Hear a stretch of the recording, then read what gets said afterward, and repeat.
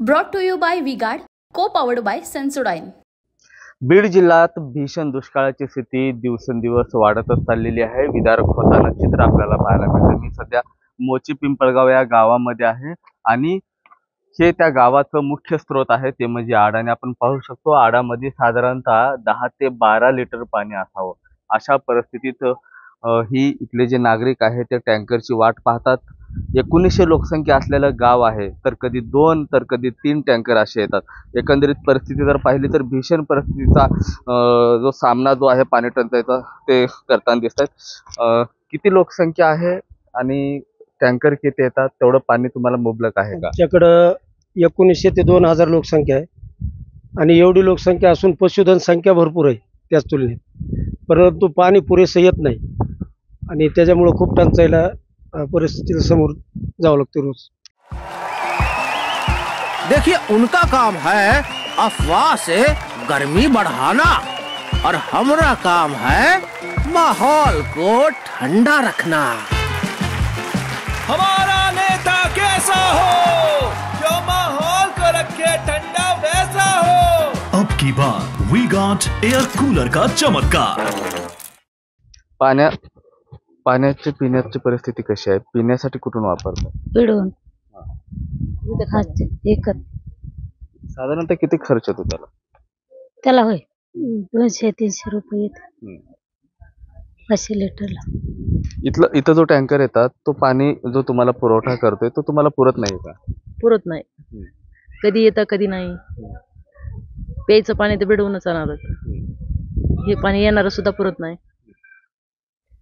मग इथले गुरं वगैरे असतील, जत्रा असतील, मग त्यासाठी काय करतात? त्यासाठी विकत घ्यायला लागतं पाणी। प्यायला विकत आणायचं आणि सांडायला सुद्धा विकतच आणायचं आणि इथं टँकर आलं तर 1 तास नाही तर मग 1.5 तास उभा राहायला लागतं। 2 हंडे भेटतात फक्त, आडात तर पाणीच नाही। कसं भागवता दिवसभरात तुम्ही काम? दिवसभर मग विकत घ्यायचं, नाही फुटल्यावर काय करायचं मग?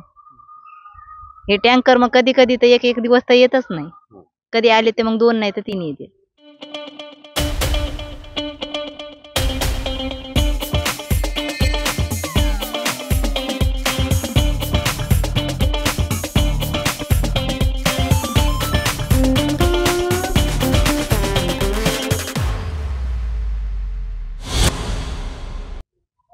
आता काय मागणी राहील तुमच्या पाण्यासाठी? पाणीच पाहिजे।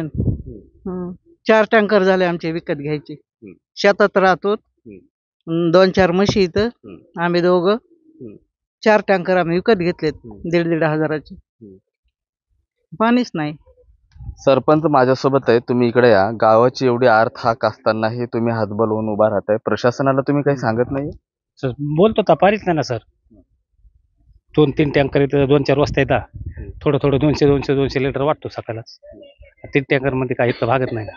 मग ज्यांच्या घरामध्ये गुरं आहेत, जत्राबा आहे, त्यांचं काय? विकत आणतात ना भिडून आपलं 500 रुपयाला 1 टँकर। मग तुम्ही जिल्हाधिकारी असेल, जिल्हा प्रशासन असेल, पंचायत समिती याकडे का साकडं नाही घालत? सगळ्याकडे तक्रार दिल्यात, जिल्हा परिषदला दिल्यात, कलेक्टर साहेबापाशी मॅडमला भेटलो, काय नुसतं भेटून देतो मग ते तर येतच नाही।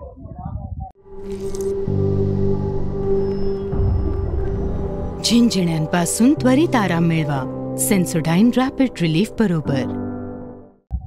नक्कीच हे विदारक सत्य या गावचं आहे। अनेक वेळा इथले जे सरपंच आहेत, नागरिक आहेत, जिल्हाधिकारी असतील, पंचायत समिती असतील, एवढंच नाही तर स्थानिक लोकप्रतिनिधी यांच्याकडे देखील साकडं घातलं, मात्र टँकर 2 पेक्षा 3 कधी आलेच नाही। जे हे टँकर येतात ते दर दिवसाड येतात, त्यामुळे मानवी जीवन जे आहे ते विस्कळीत तर होतच होतं, मात्र त्याहून अधिक जे भीषण परिस्थिती आहे ते म्हणजे इथल्या गुरांची। आता गुरांना जगवायचं कसं हा मोठा प्रश्न मोची पिंपळगावच्या ग्रामस्थांना आणि शेतकऱ्यांना पडलेला आहे। कॅमेरा पर्सन अक्षय रडेसह मी महेंद्र कुमार मुधोळकर, TV9 मराठी, मोची Pimpalgaon, Beed. Brought to you by V-Guard, co-powered by Sensodyne.